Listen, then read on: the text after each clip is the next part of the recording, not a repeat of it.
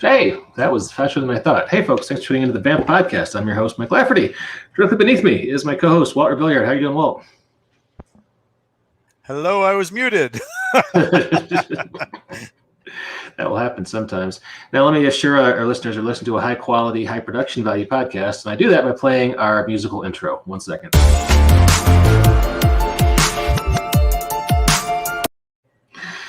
Does Ken Hyde have that? No, he doesn't. And that's how you know this is a quality podcast. Today, we are very happy to have the RPG Creators Relief Fund guys, Hal Greenberg and Robert Adducey, here to talk to us about their charity. How you doing, fellas? Doing great, thank you. Doing great. Appreciate you being on. Now, I'm a babe in the woods. I'm living in relative ignorance. I don't know what your charity does, and I'm guessing some of our viewers and listeners are probably the same. Can you give us the spiel? Tell us what you guys are all about. I guess I can start with a little bit of the history. Back in the third edition of D&D days, I was a developer and creator. I started Thunderhead Games and then was the vice president of Mystic Eye Games and worked with the guys over at, I've worked with a bunch of people, but one of the things we were known for was we were the first people to hire Monty Cook right after he left Wizards of the Coast. He worked on one of our projects for Thunderhead Games. And I've been pretty active during those years at Gen Con, all that stuff. And then still stayed obviously friends with everybody. And as time went on, I noticed my Facebook would have about once or twice a month, sometimes more sadly, would have people saying, I just had a fire and I have no insurance. I just had medical issues.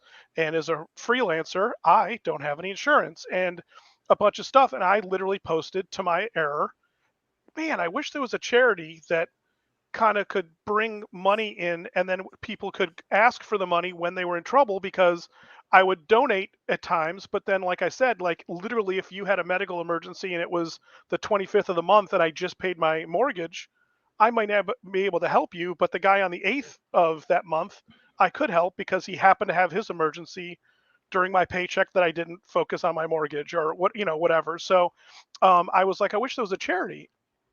And Steve Long and a bunch of other people said, there's not, but why don't you start one? And I, being stupid and not knowing what it takes to start a charity, said, okay. So it was originally it was a group of people who came in, and since then we've had some turnover, which is all projects usually do. And we started the charity. I think it's probably going on 4 or so years, and basically it is a charity that uh, is there for basically, I would say tragedy, but for disasters, for, like I said, natural disasters, fires, medical emergencies, not I lost my job or anything like that, but for actual serious issues beyond the control of people who are in this industry as any aspect, a, a writer, designer, we artist, map, illustrators. We don't care. If you're in the industry, and we're even expanding that a little bit, and I'm sure Robert will get into that in a second. But the parameters. If you're in trouble and you have no place to go, that's what we're here for. Because we get it. We understand that some of these people are literally living not just like some of us do paycheck by paycheck, but as a freelancer, you could be literally waiting for that $120 that could make or break you. And that's a tragedy within itself, but a whole nother story. But add to that you have no insurance and something comes up.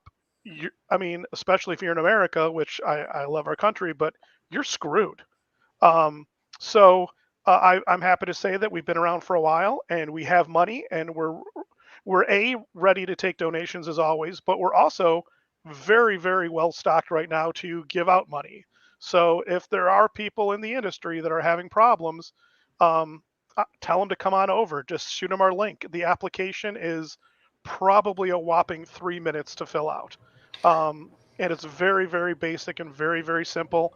And I don't know how other charities work because I was truly ignorant, but we have a board of directors and then we have an application panel, and none of the members are the same.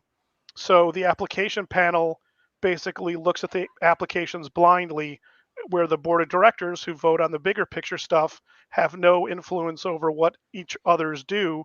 So there's no mixing, there's nothing. So one has nothing to do with the other, except for any rules we have. Obviously, we have to tell the application panel. And they're fantastic. They look at it, they review it honestly. They'll have questions. I'll go follow back up with the requester. Got going. We just ended up giving somebody some money who was in the Louisiana area who had some issues because of the hurricane. So that's what we're here for. COVID, we gave out some money because of COVID. Um, and it's been nice and it's been great and it's been a way for me to give back to an industry that I loved since I was in my teens. And like I said, I worked in it for years part time, but I worked in it and loved it. And a bunch of my friends who I still hang out with and play games with today, I would not have met if it wasn't for this industry. So I wanted to give back. All right. Well, that's really cool stuff. We are an audio and a video show. So if there's a listener out there somewhere, I believe the link for you need to hit is rcrfcharity.org. And that's where they have information about donations and also applications. If you're an RPG creator on hard times, they can help. So I almost feel like we're doing a PBS telethon right now. You guys getting that vibe? Let me check the board. Yeah. I wish I had some canvas tote bags and coffee mugs I could give away. We talk about it, about at least having those wristbands at a convention maybe, where we could have people show us their support by wearing the wristband or or something. And we may end up doing that when and if conventions come back in full force.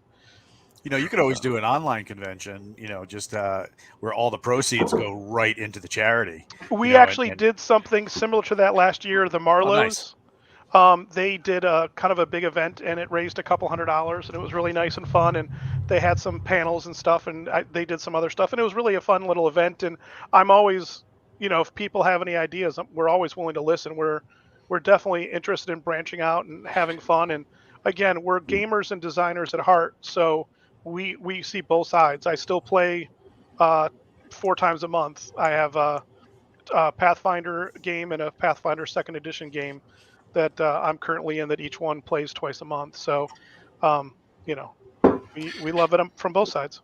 Yeah, Walt and I have been doing Pathfinder for Savage Worlds Monday. It's on lunchtime last 2 or 3 weeks. So awesome. There with you in Glorion. Am I saying that right? Galarian. Damn. Sorry. You failed your test. Sorry. I'm wearing a quickie T-shirt. Second up for anything? Pink. Okay.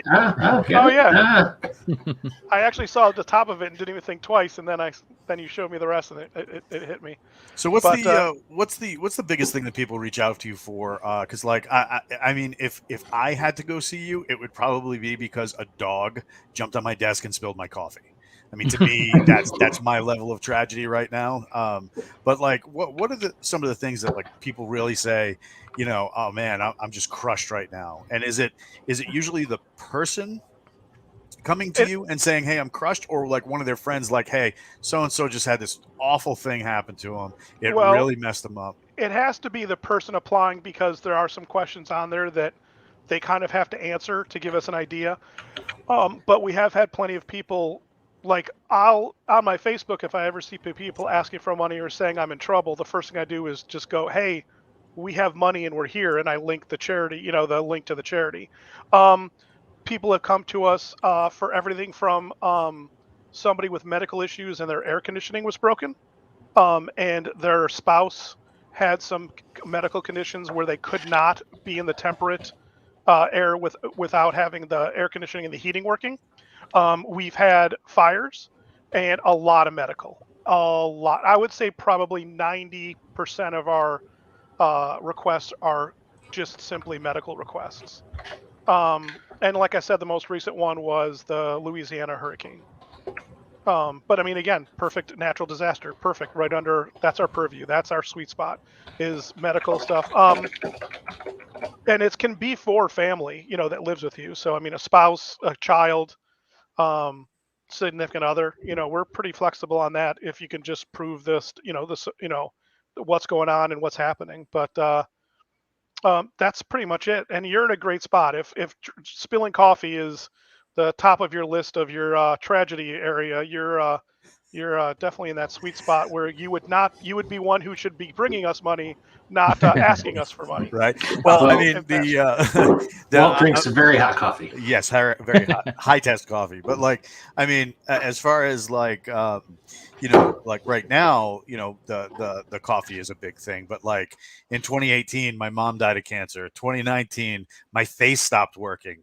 2020, my wife had breast cancer and my leg fell off. So I mean, things like that, a lot of people don't know because it's like, who's going to help me, well, but the answer would have been us. I yeah. would say everything but the coffee. We would pretty much have been there for you. And I just had, and this is a public service announcement. This was earlier today, but I just had, because I haven't eaten them in 30 years, but I had a Hot Pocket lava cheese on my lip incident. No! So while I mocked you for your coffee incident, I am there with you right now because it feels like I'm lisping a little bit because of in my mind, the football-sized blister on my lip, but it's probably extremely tiny, but it still hurts, mentally and physically. Right? That is some tragic stuff. I mean, cheese lava. That's all I can say. Yeah, luckily I haven't had the cheese lava experience since the last time I was in Iraq.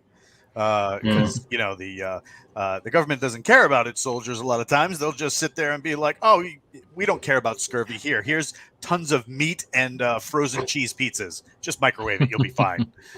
But like, but yeah, I haven't done Hot Pockets in a hot minute now. They were BOGO, and ironically, a friend mentioned them just like a month before, and they've been sitting in the freezer. And I'm like, well, I don't want to be hungry during this event, so I'm going to eat a little bit because normally I would wait till dinner. But I'm like, I'm just going to have a little bit. So, Hot Pockets, they're tiny. And oh my God, do I regret that? I almost want to throw the other box away since it was BOGO, but they're still in there. I'm feeling kind of bad. We indirectly had you eat a Hot Pocket and burn yourself. I'm not saying that I almost didn't show up due to the anger I had for both of you, but I did. Is that why you're not on camera too? Because well, honestly, I don't want to say that I'm an old man. I'm 54, so I'm not young. But I actually don't have a camera, and I actually said, like, do I have to have one, or should I go buy one? Because normally I'm not on podcasts. I'm listening to them. And I don't have a camera, and my work computer has one built in. But I'm not allowed to use it for personal stuff. So I was kind of like, I could buy one. And then he's like, no, don't worry about it. And I'm like, okay. But now I'm glad too, because yes, I would have to have a mask on, and it would be for my Hot Pocket incident rather than my, I'm protecting myself from COVID from myself. And we were actually surprised that we did not get as many requests as we thought we were going to get from COVID stuff. But that is one thing that Hal was saying, is that right now we actually have, I don't want to call it a surplus, but we have a decent amount of money. So if anybody is in the industry, or if you have friends that have problems, just let them know that we're out here, because we're really trying to give money away right now. We also just expanded our list of like who we accept as part of the industry, because primarily it was creators, like people that are actually creating the work, but we've expanded a little bit and added like community managers and social media managers, like marketing people that do a lot of work online, and it still takes work and effort. These people are usually freelancers because they're usually working for small companies. Most companies in the industry are relatively small, so they have someone working part-time. So all of those people are definitely eligible. Yeah, it's good to spread the word, because it's, as you say, it's kind of a hand-to-mouth hard scrabble industry. And I've seen a lot of folks, even big names. God bless him, Steve Perrin recently passed, but towards the end of his life, he was having, he and his wife both were having some health problems, and he's got one of the best careers you can imagine in RPGs. I mean, worked on some of the big names, and at the end of his life, just medical bills were a real burden. I wanted to call out frequent viewer Sean Vera. Just made a donation. It's a great cause. As Canadian American medical horror stories often keep me turning down job offers, and I can understand. There's lots of American healthcare job. Not to get political, there's lots and lots of those stories. So thanks for taking that, Sean. We appreciate that. And let me just say, being from the industry as well, I always would joke that the only reason that I could afford to publish books when I was, and being a creator and writing, anthologies and stuff, is because I had a full-time job. I said I literally have to have a full-time job in order to pay for my part-time job. I loved, and I still do when I get hired, working in the industry. Um, but I don't do it for the money. I couldn't afford to. Like, I have 2 kids. I'm a single dad. Like, the money is insulting, and I get it. We still pay the insulting money if we make stuff. So I'm not just saying it from how much money I make, but how much money we can pay, but it's how much that can be afforded to pay. For the most part, it's a complete catch-22. And a lot of people don't realize, like, when we had Mystic Eye Games, we were living off our credit cards, basically to pay for it, because we had to pay the writers, the artists, and the print run 60 to 90 days before we even saw a dime, because we had to get it back then to the middleman to then ship it to the game stores and the hobby shops and then we got the money. So, so it's one of those things where, sometimes getting paid even 3 cents a word, which in my opinion is too little, but what people can afford to pay up front or within 60 days of turning in your work is great, because there's a chance as a publisher you may not make any money or barely make any money at all by the time the print run's done. 50%, because you're only making 50% of the retail price, less the percentage the middleman takes if there is a middleman, and then you have to work the print run and all the other costs out of that. And you're squeezing pennies out of every dollar just to kind of make that work from that end too. So I am insulted, and I also insult. So I go both ways, so to speak. Because there's times where I have to insult people and ask them to work for this much, and then there's times where I'm insulted and I work for that much. But so people who are in this industry full time, who are freelancing, like I said, and don't have insurance, which I'm fortunate enough with my job, kind of like you were saying, with to have insurance. So my tragedy is the hot pocket. Um, it's terrible, because you literally could be waiting for that $160, like I said, to pay rent or buy food. The last thing you can afford to do is buy a medicine or go to the doctor or the hospital or something like that, because it's you could blink and it's hundreds to thousands of dollars. And Yeah. we get it, and that's kind of what we're trying to say is we get it. And if you love the role-playing game industry, you have to understand that these people who do it full time are living like that. There's very, very few people, like you were saying, who are making a comfortable salary in life off the role playing industry.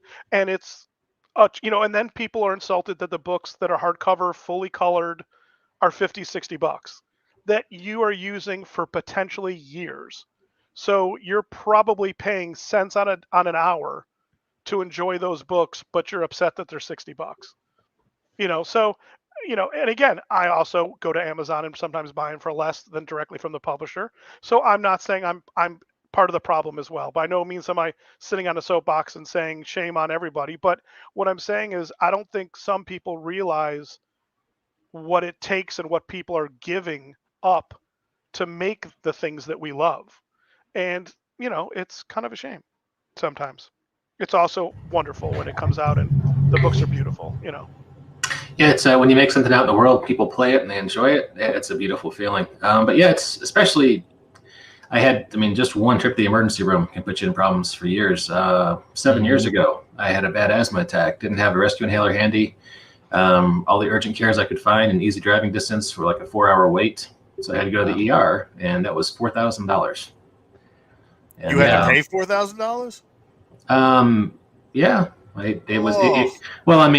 It wound up being, I think to us, it was like two. It was an out-of-network ER, but it wasn't great, but I couldn't breathe.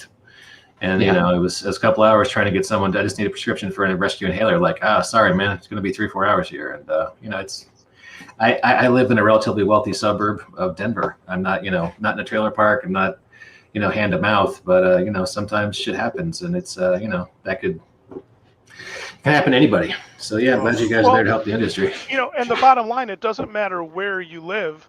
A lot of people are working paycheck to paycheck or month to month. And it may not be a tragic month to month or 3 months to 3 months. But I mean, I'll be honest, I do okay. But if I lost my job tomorrow, ask me in 3 months how I'm doing. Yeah. Or 6 months or, whatever, when my savings goes away. And, but yeah. So, and like I said, there were a few people specifically that I saw that were having problems. So all that came up, and and we just kind of spun it around and created the charity, and it's been very, very good, and we've helped a good amount of people, and we keep it all anonymous. If anyone's concerned about that, you can publicly say thank you to us. That's fine too, but that's on you, not on us. We will never ask you to, and we will never ask you to do anything for us in return. If people will say sometimes, hey, if you ever need this, I'm here. I want to thank you guys so much for helping me or helping my friend, and that's great. And I'm not saying we won't take them up on that eventually or whatnot, but the goal is we're a true charity. Everyone works for free. We're all volunteers, so there's no overhead. And the idea is to take the money and put the money back into helping people, like I said, that make the stuff that we love. And it is a passion. I mean, role-playing games is such a niche, but it's such an awesome freaking niche, and I don't know. I do love this area, and and I enjoy playing, and I don't know if I would know what I would do without, like I said, the friends I've met and the people I've met. So it's nice for us to be able to help some of those people some of the time. Definitely. And I joined the charity last year, and I kind of joined because I was working full time in it for 7 or 8 years. Actually, just recently I took a full time job outside of the industry just because I couldn't. I was still struggling to feed my family without doing a bunch of freelance work plus a bunch of kind of side jobs and other things. And 4 years ago, I had a heart attack, and during that time, if I definitely could have used the charity, but I didn't really know about it, and so I really wanted to. I'm out here, I set this up, and I set up some other podcast interviews because I really want creators to know that we're out there in case they need us. It's something that I could have used because I had thousands of dollars. My credit was kind of screwed after a while because I couldn't afford to pay it back. Finally, recently we've gotten that all settled, but it would have been a little easier had we reached out before, had I known about it. Cool. I really think we should talk offline, email or something about doing a stream-a-thon or a charity bundle for you guys. So at some point, it seems like there's a lot of opportunities, especially as big as streaming and actual play has gotten in the last few years. Yeah, so there are some charity bundles on DriveThruRPG. Also, if you're on DriveThruRPG, you can put us in as, some people have put us in as sort of like a creator. And so they've given us like a portion of all of the of what they make from products. Also, if you go to smile.amazon.com, which is it's how you can donate to charities via Amazon, and you can find us on there. And then what else? We do some I think the bundle of holding stuff. Yeah, a couple times a year we usually get a bundle of holding in there too. But the Amazon thing is great. That was so easy to set up. I just want to thank Amazon for that. And I just bought a new office chair for work, and we're getting a portion of that money. So it's it's nice. It's so easy. You just literally buy everything through smile.amazon, and it doesn't even have to be us, but it costs you nothing, and there's nothing that's added to your purchases. But everything that's applicable, like I don't think food is applicable, but everything that is applicable through the Smile gets a small portion of the money, and it adds up if enough people do it. And like I said, if you don't want to do it for us, don't, but do it for a charity that means something to you, because if enough people do it and they're on there, it's free. It doesn't cost you anything. It's Amazon giving a percentage of the money. So take advantage. They're billionaires. Let's make them a little less. Just got a text from Jeff Bezos saying, "You're welcome." Oh, awesome! Thanks. Tell him I could. I want to put a pool in the back. All right. Let's see. Sean says, "Please let me know if you have any bundles. I regularly pick up drive-through charity bundles. Do you guys have links, or is that something we just do periodically?" Yeah, there should be one up. Hold on, let me find it real quick. Also, we're on Facebook, and we're also on Twitter. We're trying to definitely get more active in those areas, and that's one of the great things, that we started. I think with the new team, I definitely think, and I have to give credit to the gentleman below, but we've become a lot more active on social media. And he's been really doing a great job of putting up questions and just being more intriguing and reaching out, which is getting us more reach. And it's not just for people to donate. Again, the reach is also so hopefully some designers may answer the questions and then realize we're here. And like I said, one of the things that's great too is if you're a fan and you're friends with designers on Facebook and you're friends with people on Twitter and they're saying, "Oh my God, I just had a problem and I just I'm in the hospital. I could really use help." Give them the link. You don't have to tag one of us to have them. Just send them the link, and if they qualify and they're in there, we'll do what we can do. And we're not going to take care of them obviously at 100%, but if it brings them some money, and usually they get the money if they have a PayPal account. I think our average turnaround time is maybe at the max 36 hours. I think it's usually closer to 24 to, I would say, probably 30-ish hours from application to money in their pockets. So it's not just something that they're going to be waiting on either. That might be a concern. They're actually going to have the money when they need the money. So that's always a great thing too. So, but yeah, I mean, I definitely have funny and horror stories about the industry too. So you're more than welcome. One of my best friends, and I love to call him this, is the Jim Butler from, now he works at Paizo, but formerly of Wizards of the Coast and Bastion Press and stuff. In fact, he runs one of the games I play with on the weekends. And the reason why I call him the Jim Butler is we were both at Gen Con a bunch of years ago, and we were going down the elevator, going to breakfast or something, and somebody looks at the badges as they always do, and he looked at my badge, and I saw the glazed eyes of who cares, and then I saw him look at Jim's badge, and he goes, "Are you the Jim Butler?" And Jim goes, "If you mean the guy who did this, then yes." And he goes, "Oh my God." And he was impressed, and I looked at him. I said, "I didn't realize I was riding in the elevator with the Jim Butler." So I always have to refer to him with a "the" in front. It's like royalty for me.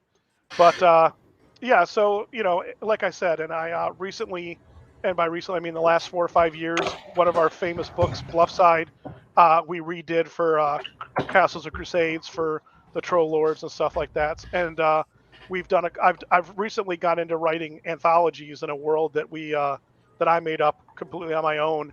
And I think our company is going to be putting out a Pathfinder 1, 2, and maybe even 5th edition kind of setting book based on the anthologies that we've written. And Ed Greenwood and Darren Drader and a bunch of my friends who I've met through the industry wrote in the anthologies too. So again, it's very fortunate on that end too, where I still have a bunch of my connections and stuff. And nice. So yeah, so I mean, I can definitely give you the horror and the funny stories as well. So, and like I said, that also let me know from both ends, as a fan and as a creator, how the industry works. So that's one of the other reasons, like I said, we really came through with the charity, is because I knew it was a struggle for people. And like I said, I've always been fortunate to do this kind of as a part-time thing. But I know there's people who do it as a full-time, and I got to tip my hats to them. Yeah, it's a rough thing. Well, hey, the few different links, I threw them in the bundle. I threw them in the comments, and I threw them in the banner below. And people want to find you out on Twitter, because that's where the cool kids are these days. I understand you. Twitter. You are at RCRF Charity. And I will give you guys a shout out there once this podcast goes live. And gentlemen, it's been a real pleasure talking to you. Do we have any closing thoughts, Walt? No, I think it's really good what you guys are doing, and the fact that there's people who not only love the industry out there but want to take care of the creators. Because I mean, as we've seen in like the comic book industry, certain other industries out there that where the creators aren't necessarily given the same kind of not recognition, but they don't exactly get their part of the pie as much as maybe the producers might get. Mm-hmm. To be able to take things like comic book creators relief fund and things like this particular charity and having those things. What is it? Hero Initiative takes care of like legal bills and stuff like that. So I mean, to have these things out there that can kind of take care of the creators who have given us so much, especially when a lot of time these creators are working for so little. I mean, you talk to guys who run Kickstarters or their own projects, and they have, it's like, I put $10,000 worth of debt on my card to create this. and I'm really hoping that it pays a little bit of it back. Right. And then the thing that breaks your heart is, years down the road, they like what happened to Mike. One year he had a pretty hellacious spill, and his leg came off. You look on something like Drive-Thru, and the products are doing okay, and then 5 minutes later you realize those same products are on pirate sites. And the reason that these creators aren't being taken care of is because the very people who supposedly enjoy and are so appreciative of what they've done are going and stealing the product. So I mean, that is the ironic thing about fans of this industry, mostly any of the geeky niche industries, is they're so smart and they're so savvy that they can almost kill their own industries by being that smart and that savvy. And it is a shame. And you can't afford, as a small company, you can't afford to stop the piracy, let alone some of the bigger companies. I mean, between the attorney fees and the cease and desists, and even if you have the generic cease and desist, you could literally stop 30 on Friday, and they've literally started it on a different site by Monday. Oh yeah. You just can't stop it. And it is a shame. And I've seen people make all the excuses. Well, I download it for free and pirate it, and if I like it, then I'll buy it. Oh, okay. Because, Netflix is the same way. I don't pay them unless I like the shows I'm watching. Yeah. But the thing is, they're going to kill their own industries, and that, in a sense, because if they're not going to bring in the money, the next book may not come out, and then they'll be the first ones to rattle the chains and complain because the next book isn't out and they want to read it or they want to use it in their campaign, but you didn't help. And it is a shame, and it is. The word I almost used was funny, but that would have been an insult. That the people you want to sign your books at conventions and the people that you're standing in line to meet and shake hands with are usually the people who, like you kind of said, don't make the money off the product in the first place. They got a set amount and it may not have been big, as we've talked about. And so the heroes, are kind of the ones who are almost the ones who are struggling the most. And they've chosen that industry, and thank goodness they did, because we love it. And obviously they wouldn't be doing it if they didn't love it, but it's a struggle. And just so they know, same with authors too, not just role-playing, but regular freelance authors get paid very little too. Well, Walt checks a lot of those boxes. Yeah, I mean, I do too. I mean, I once showed somebody what my 6-month statement was, royalty on a book I not only developed, but I wrote and edited, and I don't even think I could buy a on-sale hamburger at McDonald's for the 6 months. And it's just insulting, kind of, in a way. And I also love when people say they read something I did or worked on and they thought it was awesome. So it's the twisted fate that you live in. Yeah, see, I go the other way. I do like a lot of ghostwriting and stuff like that. So I don't stop hitting the keys until I get paid, and you don't get it until I get paid. So, but even if you're getting paid, it's probably not what I mean. If you ever wanted to work out if you were doing a game, play testing it and working it over your mind and crunching the numbers, I mean, the dollars per hour. Oh, it's huge. You would just be like, you take that monitor behind you and just start smashing your own head in. Yeah, that's one of the things that we were talking about. Like I joined the Gamma, is kind of like the industry association, and it used to primarily be for manufacturers, but now they just recently opened up slots for creators and for media people. And so they're kind of changing and morphing, and so we're hoping to kind of talk with them and get a little bit more involved with what they're doing. But there's so much of that, like really is per word, is like that the right rate to be paying people when so much goes into writing or creating a game that the per word doesn't really cover it, right? It's complex economic issue, and there's a lot of aspects for it. But hey, appreciate you guys coming on. Let's try to get the word out. Once again, Twitter at RCRF Charity. Hit them up. Donate if you're a creator or a creator who's in trouble. They can help you out. And I think that's about it. Anything else, guys, before we play our high quality audiovisual outro? I just want to say, oh, I'm sorry, go ahead. No, go ahead. I was just going to say that initially, when you gave the initial pitch on the after the beginning of the show, I so wanted to say, and you could hire the A team. You guys should have shirts, right? You should be on camera with a cigar in your mouth, going, "I love it when a charity comes together." You know? It was badass. That was great. Yeah, I would say we'd probably be closer to the E team, but I would still take it. I'll be honest, and it would probably be a bubblegum cigar, but I would still, again, I'd be willing to, I'd be okay just with a shirt. No, all I was going to say too is even if you have a question, like I don't know if I qualify, find one of us on Facebook or Twitter and ask. I mean, while I don't really put up a lot on Facebook or Twitter anymore, because I just think the social media thing is a little wonky. If you send me a private message and be like, hey, I've got a friend who wrote this and this and this, and he's got some medical issues, do you think he would qualify? I'll be the first one to be like, it sounds like he does, send the application in, or I don't know if that qualifies because of this and this.